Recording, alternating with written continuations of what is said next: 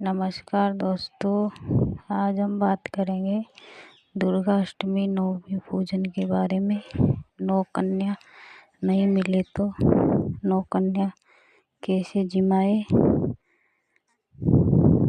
और नौ कन्या के भोजन किसको दान करे और किसको खिलाए, खोइचा कब भरे, श्रृंगार सामग्री कब चढ़ाए और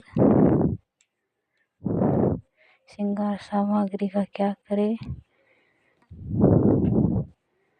बने रहिएगा वीडियो के साथ। कलश कभी लाए, तो देखिए दुर्गा अष्टमी जो है माँ महागौरी की पूजा 26 तारीख दिन गुरुवार को पूजी जाएगी। अगर आप के यहाँ नवमी पूजते हैं तो 26 तारीख को दोपहर बाद नवमी लग रही है तो शाम को नवमी का पूजन भी कर सकते हैं। अगर आप 27 को करना चाहे तो 27 को भी कर सकते हैं और नवमी पूजन आप 26 तारीख को शाम को भी कर सकते हैं कि 12 बजे के बाद नवमी तिथि लग रही है। तो आपके यहाँ जैसे पूजते हैं वैसे पूजना है। अगर आपको नवमी 28 को पूजनी है तो 28 को भी पूजिएगा। कन्या जिमाते हैं तो अगर आप 2 दिन नवरात्रि किए हैं, एक पहला और एक आखिरी नवरात्रि, तो आप ज़रूरी नहीं है कि आप कन्या ही जिमाए, आप गौ माता को भी रोटी देकर दे सकते हैं अष्टमी पूज कर। अगर आप चाहते हैं कि कन्या जिमाए तो आप कन्या भी जिमा सकते हैं। अगर आप 9 दिन की नवरात्रि कर रहे हैं तो आपके लिए कन्या जिमाना बहुत ज़रूरी है, क्योंकि 9 दिन आप तपस्या करते हो और फिर कन्या भी ना जिमाए तो ये व्रत फिर किस काम का नहीं रहता है। अगर आप 9 दिन का नौरते कर रहे हैं तो आप कन्या ज़रूर जिमाइएगा। कन्या अगर 9 नहीं मिले तो आप 7 कन्या भी जिमा सकते हैं और 5 कन्या भी आप जिमा सकते हैं। अगर ये भी ना मिले तो आप 9 जगह जो है फल जो भी आप गिफ्ट देना चाहे और पैसे भोजन, तो आप ये पूरे 9 कन्या नहीं मिले तो आप मंदिर में दान कर दीजिएगा। अगर मंदिर में नहीं कर सकते तो आप जो है ब्राह्मण को दान कर दीजिएगा। अगर वो भी नहीं मिले तो 9 जगह भोजन करके फिर एक थाली में लेकर आप किसी गौ माता को या नंदीश्वर को भी आप खिला सकते हैं और माता से हाथ जोड़कर बोले कि हमने कन्या का भोग निकाला है, माँ इसको स्वीकार करना, क्योंकि गौ माता भी माँ होती है। उसके बाद जो अगर आपको कन्या मिल जाए तो आप 7 कन्या या 9 कन्या ज़रूर जिमाना। उनको सबसे जो पहला फल है खाना खाने के बाद केला ज़रूर देना, क्योंकि पीला फल जो है बहुत ही शुभ होता है। उसके बाद आपसे जो बने वो सामग्री दीजिएगा। कन्या के आप हल्दी से पैर ज़रूर धोना और जिमाने के बाद आप कन्या के पैर ज़रूर छूना है और माँ से मन ही मन में आशीर्वाद लेना है।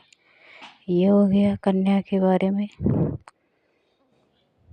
और खोइचा कब भरे, तो आप खोइचा जो है नवमी को भरे। खोइचा में ज़रूरी नहीं है कि आप झोली भर कर ही दे, आप पैसे भी दे सकते हो और आप भोजन भी दे सकते हो। उसमें जो है एक डोवा भी भरते हैं दोनों तीले से, तो वो भी खोइचा होता है। और हम ज़्यादा सामग्री देते हैं तो भी खोइचा ही होता है। तो आप नवमी को खोइचा भरे, अष्टमी को खोइचा ना भरे। और किसी के यहाँ अष्टमी पूजते हैं तो अष्टमी को ही खोइचा भरेंगे, और किसी के यहाँ नवमी पूजते हैं तो नवमी को खोइचा भरते हैं। तो आप ज़्यादातर नवमी को ही खोइचा भरे। आप माताओं को श्रृंगार की सामग्री, अगर आपके अष्टमी पूज रहे हैं तो आप अष्टमी को चढ़ाइएगा, अगर आप नवमी पूज रहे हैं तो नवमी को चढ़ाइएगा। सबसे बेहतर दिन जो है वो शुक्रवार को लक्ष्मी का दिन है, तो आप लक्ष्मी जी के दिन भी शुक्रवार को श्रृंगार का सामान जरूर चढ़ाएं। उसमें लाल साड़ी या पीली साड़ी, रानी कलर, पिंक कलर, कोई सा भी हो चढ़ाना। ये आपको 2-3 कलर है, रानी कलर, पिंक कलर और येलो, रेड कलर।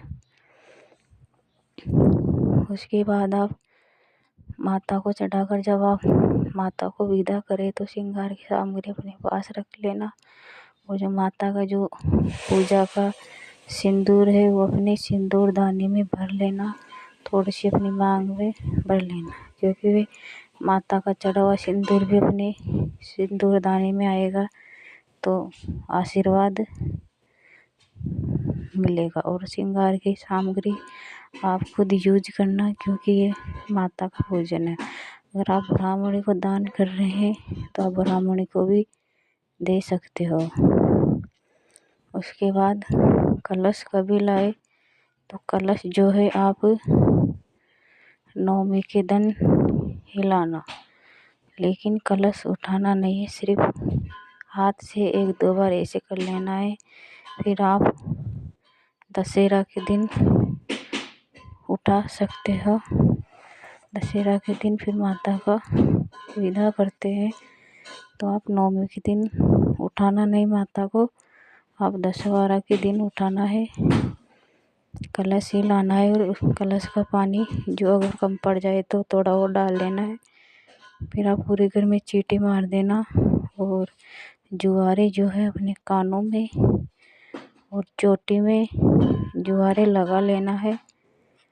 उसके बाद सिंदूरदानी में भरने से पहले सबको टीकी लच्छा हाथों में बांध लेना है, हाथ अपने बच्चों के पति के हाथों में।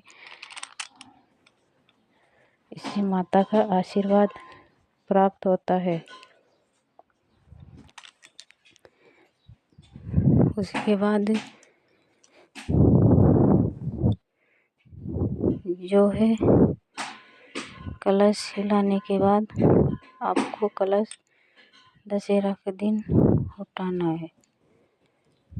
फिर जो है नवमी के दिन आप जो सामग्री चढ़ा रहे हैं उसमें जो है सिंदूर, बिंदी और चांदी की जो बिछिया अगर आप चढ़ा रहे हैं तो वह अपने पास रखना। बाकी साड़ी और चीज़ें श्रृंगार की, मेहंदी वगैरह, ये आप दान कर देना। अगर आप यूज कर रहे हैं तो बिंदी सिंदूर तो अपने पास ही रखना है। फिर आप दशहरा के दिन माता का उठा रहे हो तो उस दिन माता की पूजा पाठ करके अच्छे से और विसर्जन कर देना नदी में। स्वस्थ जगह, अगर नदी तालाब नहीं है तो आप गड्ढा खोद कर वहाँ पर विसर्जन कर देना है, लेकिन गंदी जगह कभी विसर्जन नहीं करना है। फिर माता से क्षमा मांगना है। व्रत में कोई गलती हुई है तो माँ, जो भी आपकी कुल देवी है, उनसे क्षमा मांगना है कि माँ क्षमा कर दो, व्रत में कोई गलती रह गई हो, हमारे व्रत को स्वीकार करो और मनोकामना हमारी पूरी करो।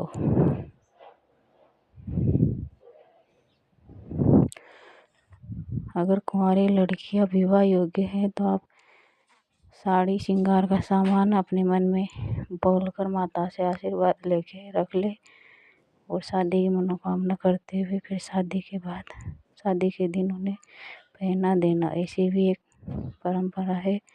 अगर वीडियो अच्छा लगा हो तो वीडियो को सब्सक्राइब शेयर जरूर करें। दुर्गा अष्टमी नवमी की आप